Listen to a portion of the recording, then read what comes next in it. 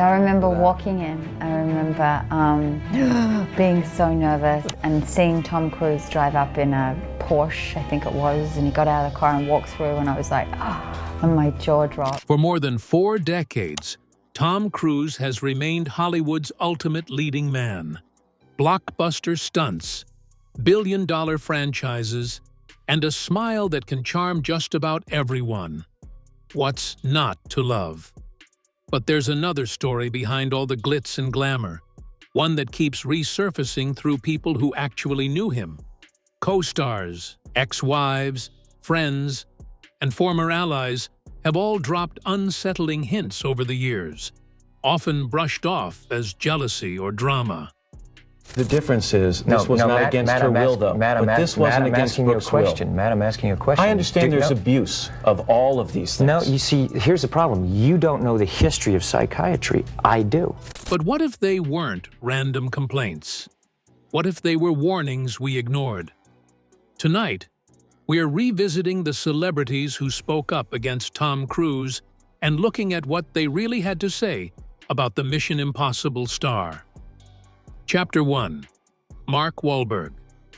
For years, Tom Cruise has built his reputation on intensity, extreme preparation, commitment, and realism. But in 2013, that intensity crossed into dangerous territory, at least in the eyes of Mark Wahlberg. It started quietly, with leaked court documents suggesting that Cruise had once compared working on a movie set to the intensity of fighting in Afghanistan.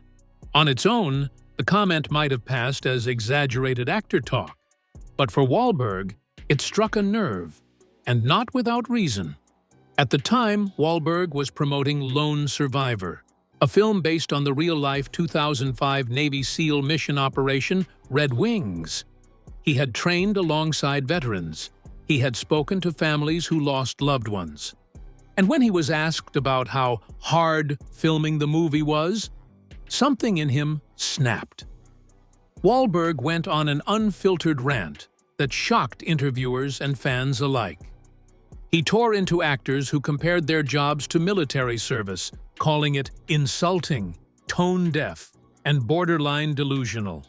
He said that actors get to sit in makeup chairs and go home at the end of the day while soldiers sit in war zones, not knowing what moment might be their last. The anger felt personal, and many assumed Cruise was the unspoken target. Cruise's legal team quickly jumped in, insisting the comment was taken out of context and meant as a joke. But the damage was already done. Because Wahlberg's reaction echoed something Hollywood insiders had whispered for years, that Cruise's intensity sometimes slips into arrogance. And it wouldn't be the last time this happened. Chapter 2. Thandie Newton. On screen, Tom Cruise is known for control, precision, total command of every scene. But according to Thandie Newton, that control didn't stop when the cameras rolled, and that's where things became unsettling. While reflecting on her experience filming Mission Impossible 2, Newton admitted she never returned to the franchise because she was scared of Cruise, and not in a professional way where a talented actor intimidates their co-stars. No, she was terrified of Cruise. She described Cruise as very dominant, someone who carried enormous pressure on his shoulders and seemed to believe that only he could execute things the right way. That pressure, she said, didn't stay internal. It spilled outward onto the people working with him. One night shoot, in particular, stuck with her. A balcony scene that went on for hours, and frustrations obviously rose. As the takes dragged on, communication between her and Cruise began to break down. And instead of easing the moment, Cruise made a decision that stunned her. He stopped responding, slipping into a hyper-focused mode that left her completely shut out. For Cruise, it may have been a coping mechanism. For Newton, it was isolating and terrifying. She later revealed that Cruise became so frustrated with her performance that it pushed her into a spiral of insecurity. The more pressure he applied, the worse she felt. until fear replaced confidence entirely. The dynamic became less about collaboration and more about survival. But this next moment wasn't quiet and personal.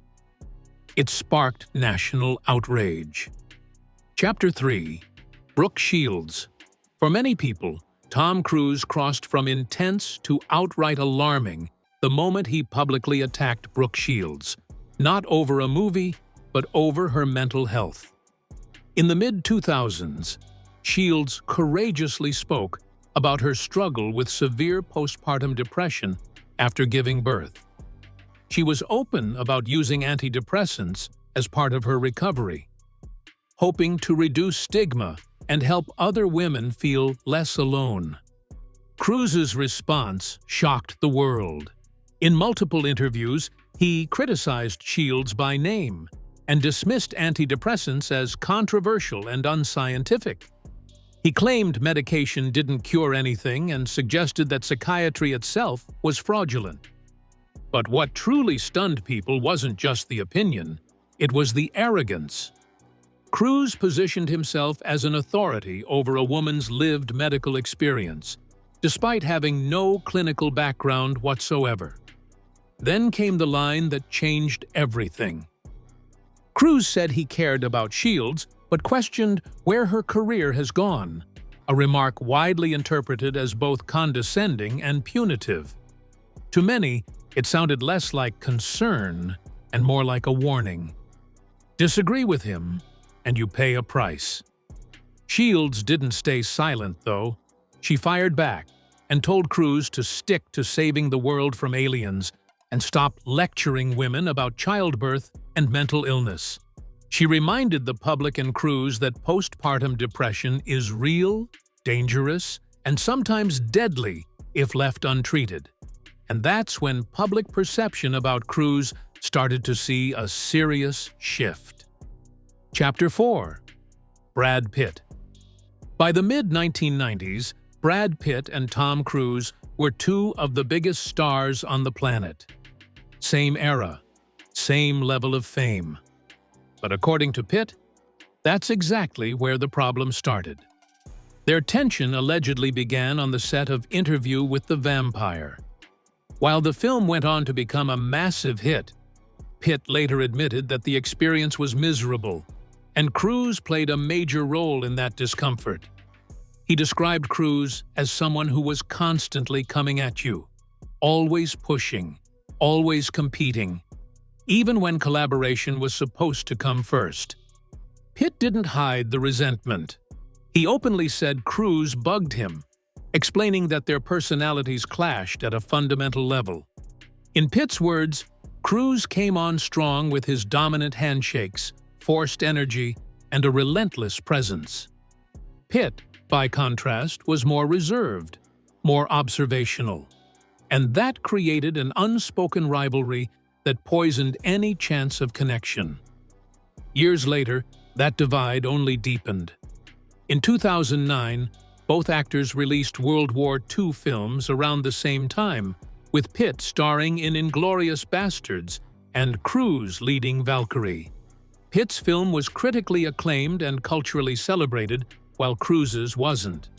And when Pitt reportedly dismissed Valkyrie as ridiculous, many saw it as the quiet release of decades of tension finally bubbling to the surface. But can you really blame him? Chapter 5. Nicole Kidman. For a time, Nicole Kidman and Tom Cruise were Hollywood royalty. They were the world's greatest power couple, with a relationship that looked like a fairy tale. But from the inside, Kidman later revealed, it felt isolating and deeply unbalanced. Nicole met Tom when she was barely in her 20s, new to Hollywood and still finding her voice. He was already one of the biggest stars on the planet. That power gap shaped everything that followed. Years later, Kidman admitted she was extremely young when she married him. Despite sharing movie sets, red carpets, and global fame, Nicole described feeling profoundly alone. Even at the height of her success, including the moment she won an Academy Award for The Hours, she said she felt emptier than ever. Holding a gold statue celebrated by millions, she was still emotionally isolated inside her own marriage. Then came the divorce. In 2001, Cruz abruptly filed, catching Kidman completely off guard. What followed was a brutal custody battle over their adopted children, Isabella and Connor. Cruz was ultimately granted full custody, and the children were raised within Scientology, a development that, according to many close to Kidman, permanently fractured her relationship with them. The silence spoke volumes. Kidman rarely discusses Scientology publicly, but the aftermath of that marriage reshaped her life.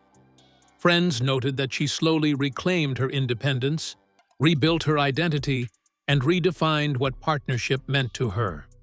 And when the divorce was finalized, one candid photo of her leaving the attorney's office instantly became a pop culture moment. Chapter 6. Alec Baldwin. Sometimes the sharpest warnings come wrapped in humor. And when Alec Baldwin took the stage at Elle magazine's Women in Hollywood event, that's exactly what happened. The night was meant to celebrate women and address the long-standing pay gap in Hollywood. Baldwin, hosting with his trademark sarcasm, offered what sounded like a light-hearted punchline. Alec joked that maybe the industry could fix salary inequality if Tom Cruise simply agreed to lower his paycheck by $29 million. The room erupted in laughter. Even Cruise's wife at the time, Katie Holmes, reportedly laughed along. But beneath the joke was an uncomfortable truth Baldwin didn't need to say out loud. Tom Cruise exists in a financial universe that almost no one else in Hollywood occupies. Baldwin doubled down, mock-humbly noting that his own annual salary wouldn't even cover the cost of breath mints in one of Cruise's films. It was all hilarious, but it was also extremely true. Industry insiders later confirmed that Cruise made over $100 million from Top Gun. Maverick, thanks to back-end deals that only a few actors are powerful enough to negotiate. And his co-stars had absolutely no idea of what was going on behind the scenes. Not to mention that the actor holds the kind of leverage that can buy creative control and even silence. But that's the entire point. Even though Baldwin never actually accused Cruise of anything, he started a larger conversation about how untouchable the actor had become, and why that was unacceptable and unfair to everyone else in the industry. But even then, all people did was laugh instead of actually questioning it all. Chapter 7. Leah Remini. If there's one person who didn't just hint at warnings about Tom Cruise, it's Leah Remini. Unlike the others, Remini didn't speak from the outside. She spoke as someone who had lived inside the world that protects him. For decades, Remini was one of Scientology's most loyal and visible celebrity members.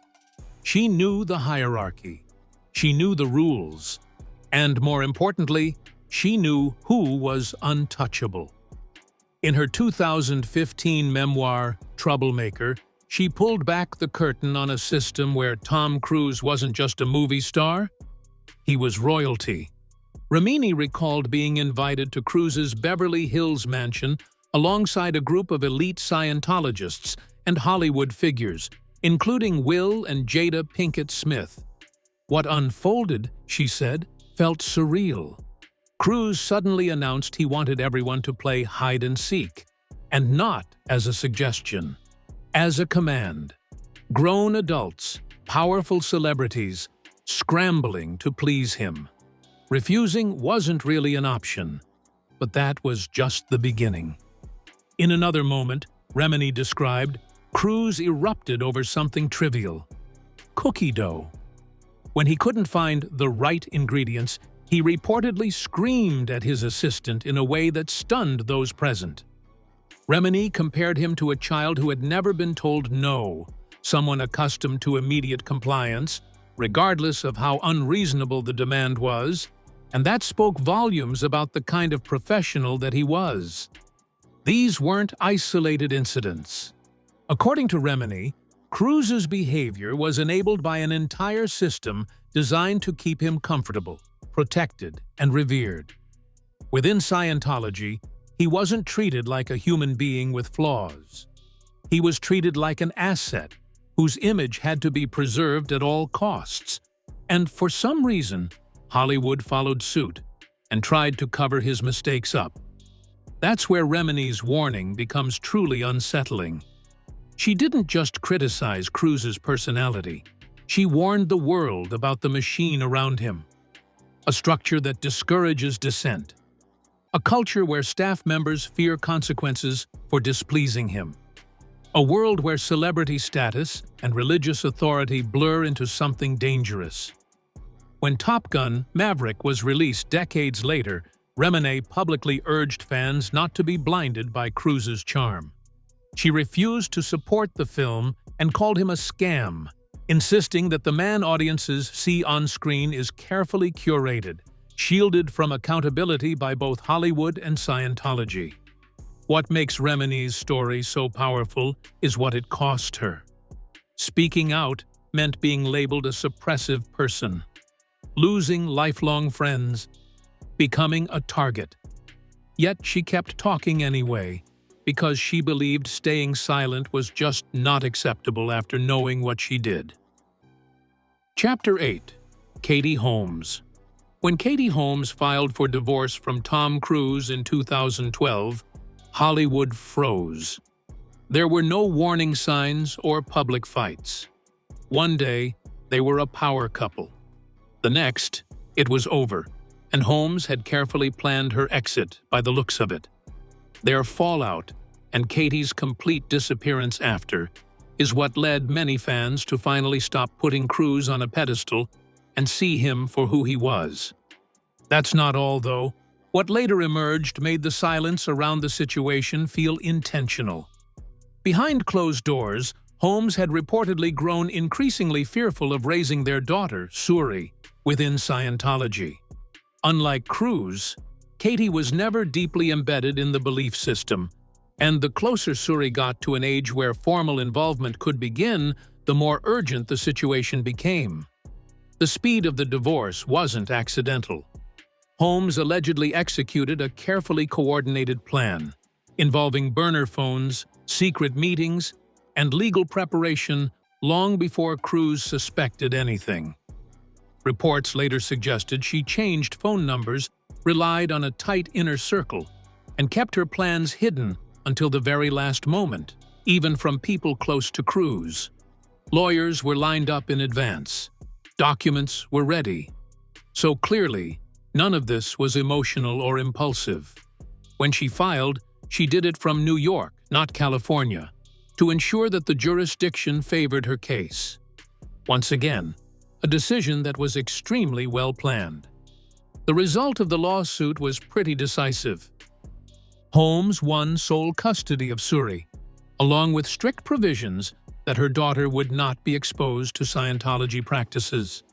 Cruise later confirmed under oath that Katie's concerns about the church were a key reason for the split, a rare moment of public honesty that quietly validated her actions. What followed was even more telling. Over the years, Cruise has reportedly had little to no relationship with Suri. While the reasons remain private, the distance fueled speculation about how Scientology's policy toward ex-members may have played a role. Holmes, meanwhile, disappeared from the spotlight, intentionally choosing privacy over fame. Chapter 9. Mickey Rourke. By the time Mickey Rourke spoke out about Tom Cruise, he had nothing left to protect. No studio alliances, no carefully polished image. And that's exactly what made his words hit harder than anyone else's. In a blunt interview on Piers Morgan Uncensored, Rourke dismissed Cruise's massive box office success with a single sentence: "It doesn't mean jack." To him, billion-dollar movies weren't proof of greatness. They were proof of repetition. He accused Cruise of playing the same role for decades, chasing spectacle over substance and mistaking popularity for artistic relevance. But Rourke's criticism went deeper than acting. He took particular issue with Cruise's outspoken attacks on psychiatry and antidepressants in the past. For Rourke, this wasn't a philosophical disagreement. It was personal. He credited therapy with saving his life and career, and he wasn't about to let a movie star discredit something that had kept him alive. He openly told Cruise to stay out of conversations he didn't understand, calling his stance on mental health irresponsible and dangerous. In one of his harshest remarks, Rourke mocked Scientology's rejection of psychiatry, suggesting its followers go live on another planet if they wanted to deny science. What makes Rourke's warning unique is its honesty. He wasn't part of Cruise's inner circle. He was simply an actor who had seen enough of Cruise's ways to call him out on them. He ended his criticism by calling the actor irrelevant, and coming from someone who has lived through addiction, failure, and redemption, the dismissal genuinely carried weight. Because when a man who almost lost everything tells you not to worship a star, it might be worth listening. Chapter 10. John Travolta. From the outside, John Travolta and Tom Cruise looked like brothers in arms. Two A-list stars and outspoken Scientologists. But behind closed doors, their relationship was far from friendly, and the tension revealed more about Cruise than any public feud ever could.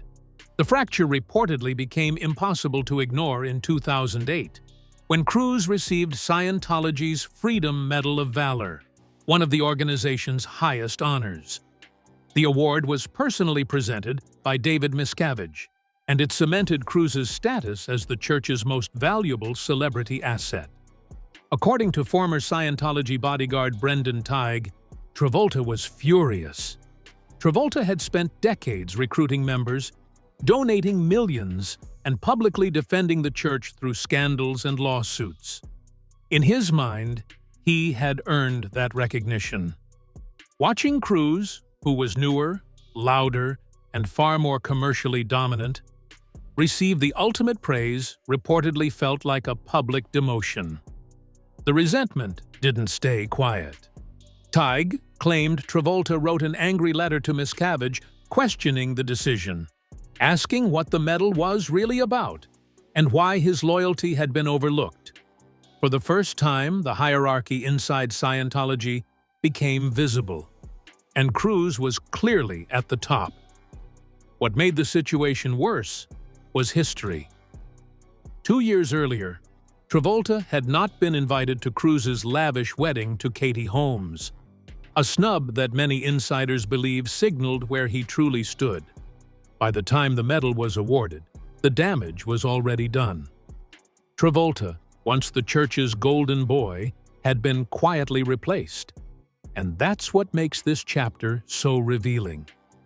It shows that even among believers, Cruise operates in a different tier.